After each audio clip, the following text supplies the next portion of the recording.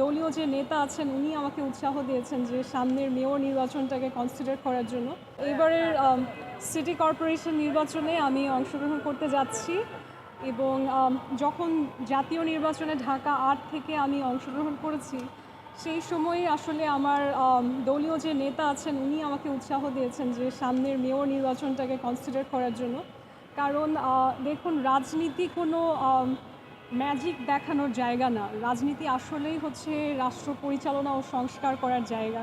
সেখানে রাজনৈতিক মাঠ তৈরি করার একটা সময়ের ব্যাপার থাকে এবং বাস্তবিক অর্থেই আমার একটা সুন্দর অভিষেক হয়েছে মূলধারার রাজনীতিতে। আমি আল্লাহর কাছে কৃতজ্ঞ সেই কারণে।